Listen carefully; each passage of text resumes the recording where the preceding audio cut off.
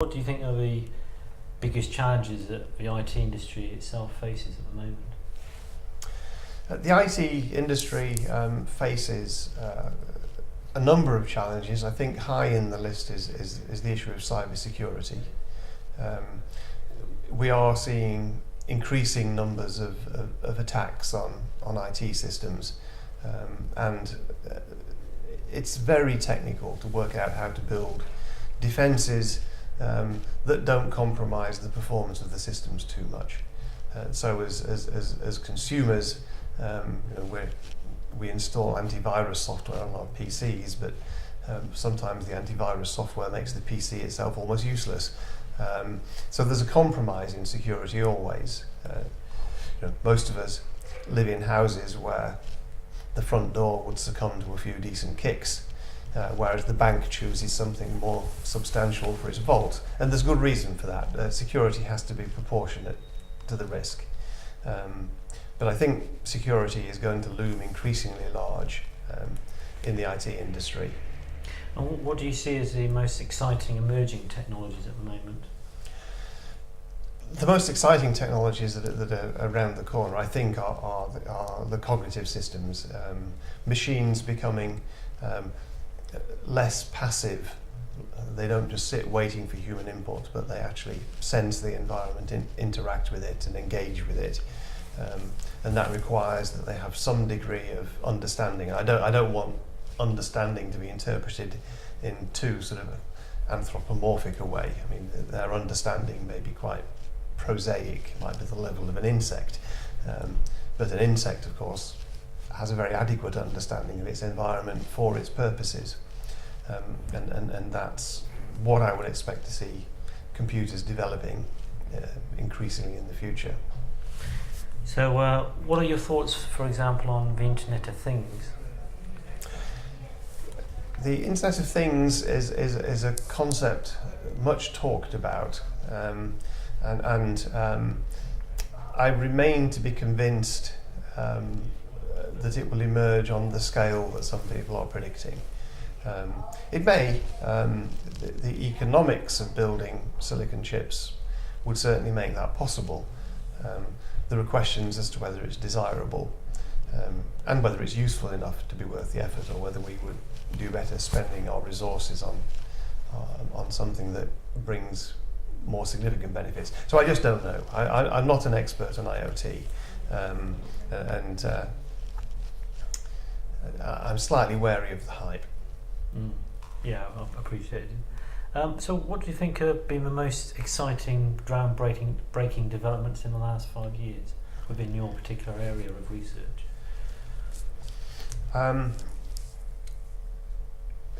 Most exciting in the last 5 years in my area.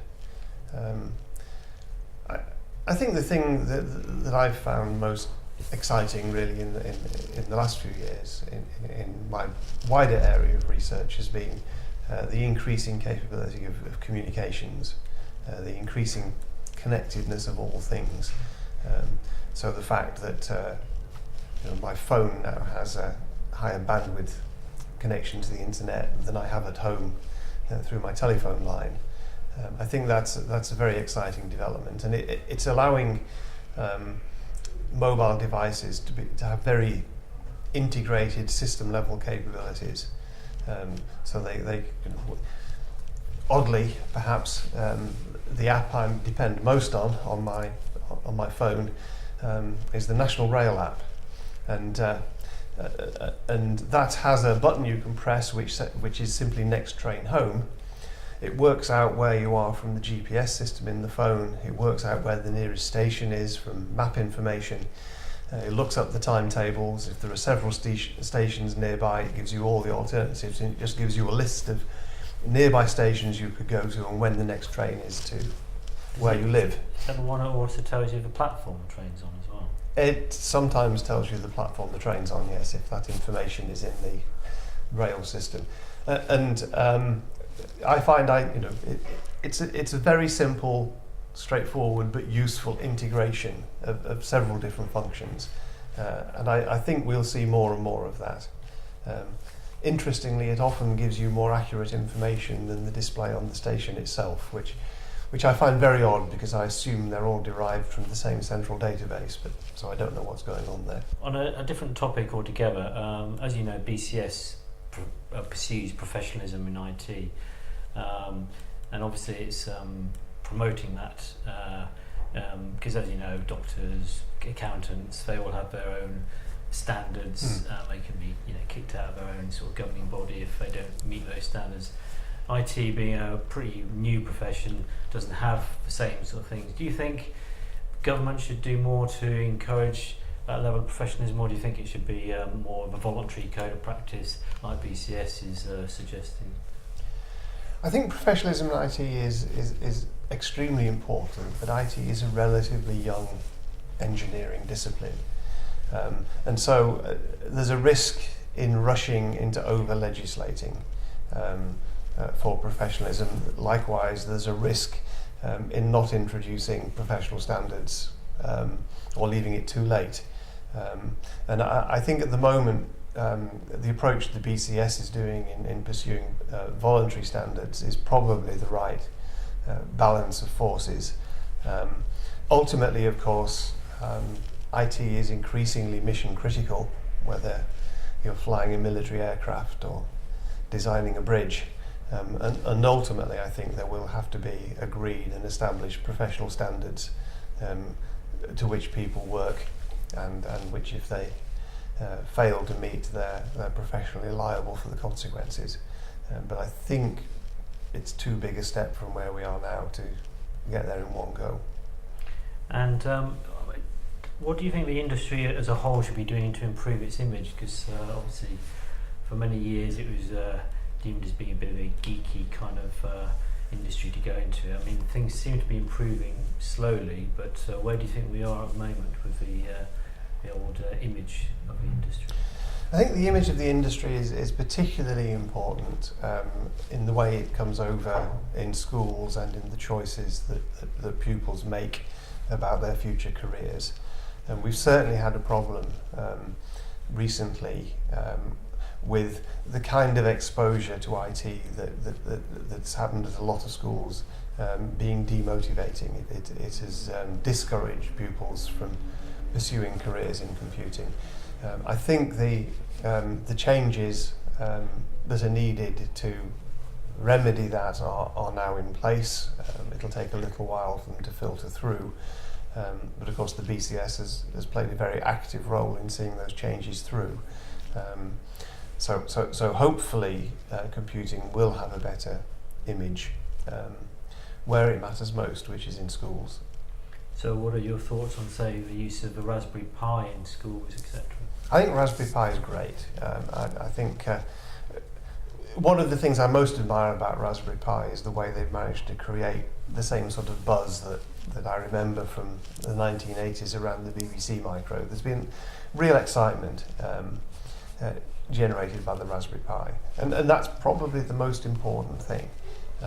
There've been similar bits of kit around, Arduinos and various PIC microcontroller kits that were available, but somehow they didn't resonate in the same way that the Raspberry Pi has.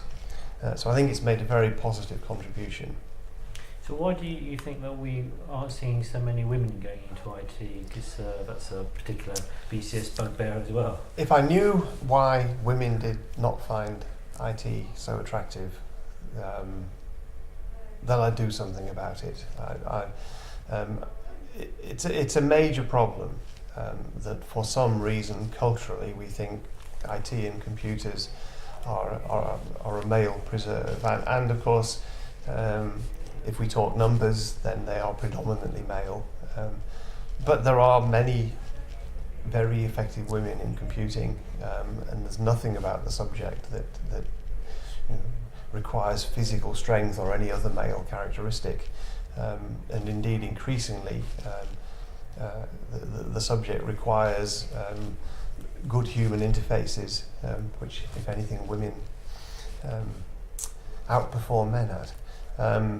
So I think it's a big problem. It's a problem that we've been worrying about all the time I've been in the university, at least.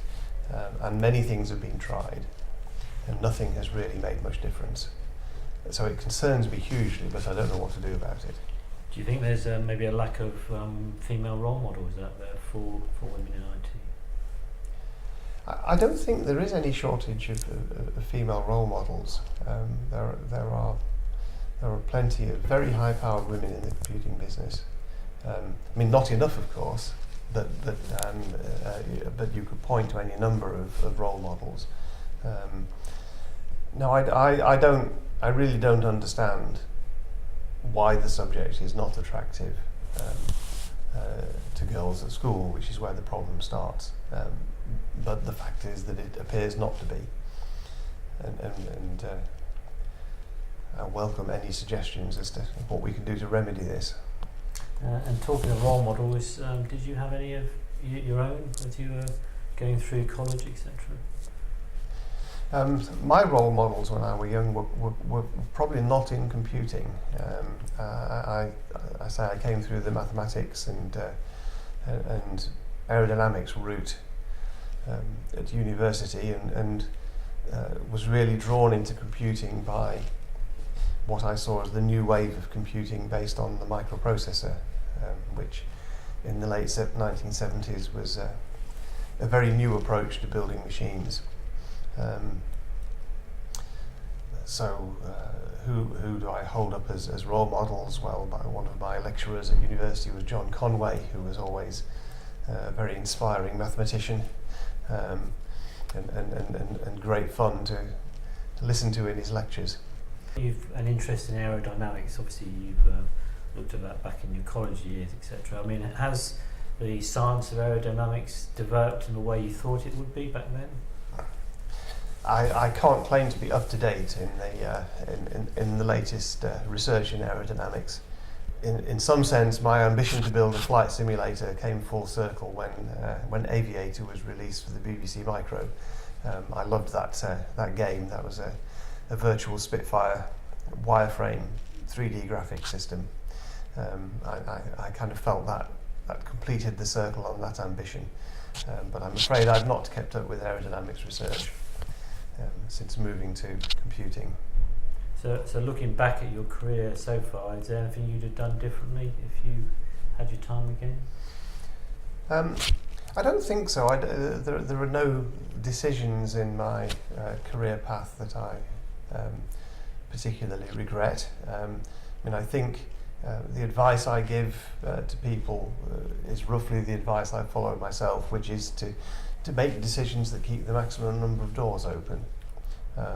So look for opportunities, but when there's nothing obvious staring them in the face, then think about what subject creates the most possibilities in the area you're interested in. And so I have no regrets about choosing to read mathematics at university, because I think mathematics is one of the most flexible subjects, highly applicable in computing, but also in engineering and in most of the areas I'm interested in. So maximise the number of open doors. Great piece of advice. And finally, why do you think things like the Lovelace lecture and maturing lecture are so important to sort of where we are now with trying to promote IT, the IT industry and science, in a wider sense? Well, I think the BCS awards and lectures highlight some of the leading areas of UK activity in IT. And I think it's very important that people realise that IT as a subject is still progressing very rapidly, that there are exciting new things happening in all manner of different directions. If you look through the list of Lovelace winners, you'll see there's great diversity in their subject interests. And it's quite easy if you sort of sit in a company running the same software day after day to kind of think that IT does what it does and it's standing still. But if you pay any attention to things like the Lovelace lecture, you'll realise that it's still moving very quickly in very exciting directions.